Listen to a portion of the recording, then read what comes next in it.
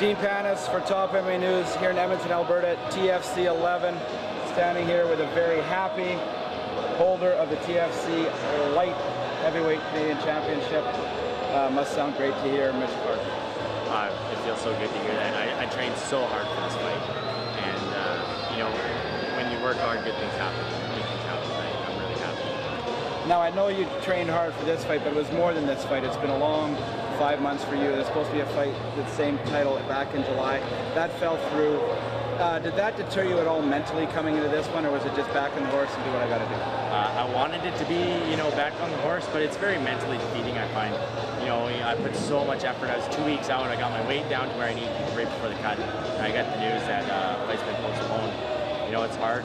It's hard. You know, I acted like a girl who's, you know, boyfriend just broke up with her. I went and got some McDonald's and some ice cream.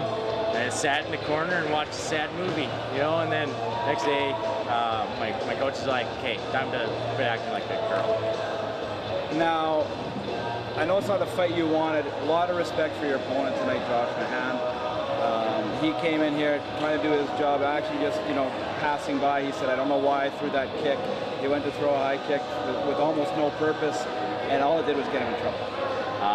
I think he was having trouble because, like, I'm an okay boxer. I was trying to get my feet on the outside so I get the shooter, throw a big right hand, and he was having trouble with the distance. He went to throw the kick, and I was out of range. And as soon as he turned, I think he was thinking about throwing a back kick or something, and I just crashed into him, grabbed him, souped him, saw neck, took it.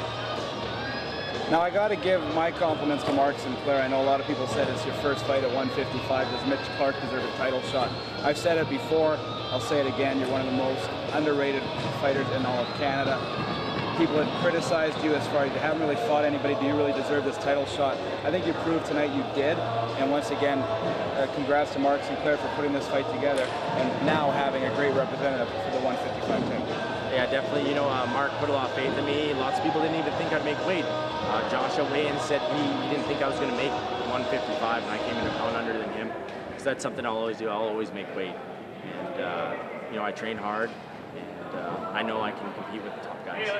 Now, I know you have the title, but how was it for your first time at 155? Do you feel comfortable there? Is that where Mitch Clarke's going to be from now on? Guys at 170, they're just too big, and I just don't have the, you know, the muscle in my frame yet. So I got to stick at 155, at least for now. Maybe do a whole bunch of crank and get huge, or, you know, go on McDonald's diet. But I think I'm going to stick at 155. I like being a bigger guy. I felt way stronger than Josh. Got to manhandle him a little bit. So I like that feeling instead of that happening to me. Now you did it. You said it tonight in the cage after in your post-fight interview. I know there's somebody else that you want to fight. That title means a lot. You're a guy that controls your emotions 100%, but someone's got under your skin, and I think there's somebody else you want to fight. Yeah, after the fight, I said I wanted to fight Curtis Marsh. If he wants this belt, he can come get it. I just don't like the constant nitpick. Like he just comes after me for no reason. Says I can't make weight. He's bigger than me. He's this. He's that. He wants to show it that I'm a shitty fighter. Come take this belt away from me. Show me you're better than me. Well, with a dominating performance over what a lot of people will say is somebody just on the outside of the top 10 when it comes to 155ers in Canada. I know people have talked about that with you on the Topmmanews website. Does Mitch Clarke deserve to be in there? I think you proved it tonight. You know the game yourself pretty well, not only, you know, as a fighter, but when it comes to analyzing people and stuff like that. Where do you put yourself when it comes to 155ers? I think I'm right on the cusp. I'm like number 10 maybe. I hope so, especially with this win. Josh had a lot of momentum coming into this fight, more momentum than I did. He built up a lot of wins in a short period of time. And, you know, I slowly chip away. I fight only so often. It's just because I want to improve so much.